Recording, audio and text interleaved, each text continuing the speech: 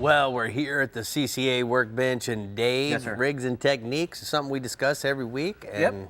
I know that you are an expert at the corkage. Well, I wouldn't go that far. I didn't really start using popping corks until I started using shiners for bass, and I use popping corks on my bass shiners. And I know a lot of guys don't. A lot of guys just use a regular little cork, but I think that the same things that make popping cork good in saltwater makes them good in freshwater. You know, and I fish in some really dark water in Lake Toho and with big shiners, and sometimes if those shiners, you know, aren't as lively as I want, maybe he's been out there for a while, I can pop that cork a little bit and get that shiner started a little bit and make that. As a matter of fact, I had a bass eat my my popping cork twice the other day when I was using shiners. He was coming up and trying to eat the shiner, and another bass came up and ate the cork twice, trying to eat that. So the popping cork does it. You know, it does two things. Not only is it a strike indicator, just like any bobber is, Right. but it's an attractor, and that's the main difference between a popping cork and a regular bobber. Is it has things on it that are used to attract the fish to the bait, whatever you're using, either a bait or an artificial lure, which is a lot of people don't know. You can use an artificial lure really well with a popping cork, and as a matter of fact, most guys use artificial shrimp with them quite a bit to catch redfish and trout.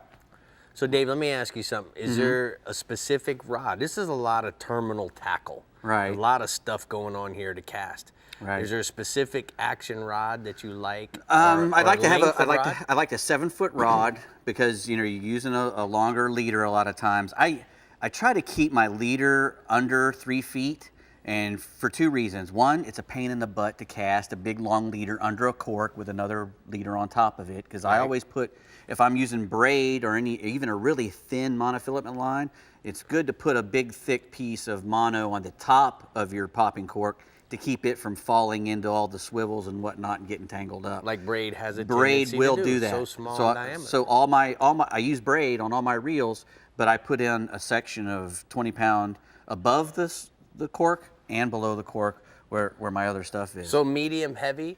Medium action? heavy. I like a little, you know, I kind of like a light tip to throw the thing to, so it'll load up and throw real easy. And you know, the good thing about these popping corks is a lot of them have weights in them, and the weight actually helps you get smaller baits out further. Correct. And another good thing is if you're setting up in a spot, the corks can actually bring your bait up to the cover. If you can position yourself where you have the wind at your back and you can have your corks all blowing up into the cover or to the piece of structure that you're trying to fish, it really helps you out. So you don't have to cast them as far. You can make a drift over what you're fishing, your structure. So you're gonna load up the Ricky Red rod with 12-pound mono. You like mono better than braid. If I'm gonna be using this, I would use a braided. I mean a monofilament. Okay, so what other kinds of corks do we need to be aware Well, of? you know, we have the regular. This is the Bass Assassin. These are called rattling. That's a rattling cork, and it's made pretty much to imitate the sound of a shrimp. That clicking sound that's a shrimp sound.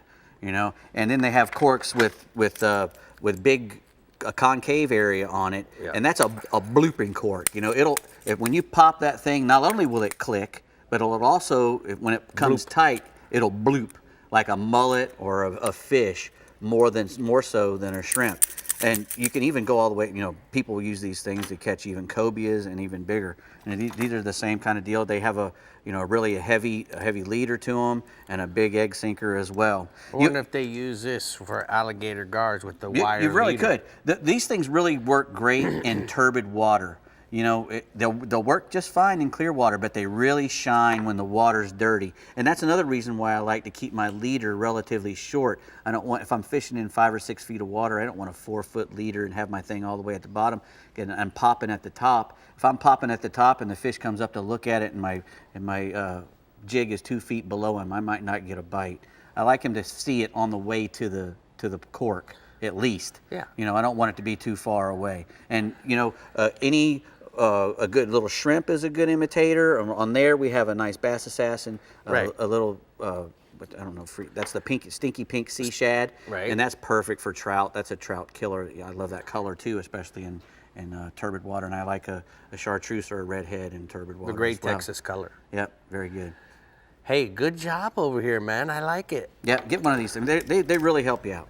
The big mistake that most people make, I think, when I see them popping corks, when I was, They use it. They move them too fast. and they want to pop with the rod tip up. Right. Keep your rod tip down so that you don't have the line dragging. You know, that's really important. When you've got concave head, you want big bubbles. Yep, and you don't want it to work it like a lure. You know, No. just a couple of slops and then let it sit. Good job. All right. Speaking of big bubbles, that would be you, Big Bubbles. Blooping and Blooping. popping over there.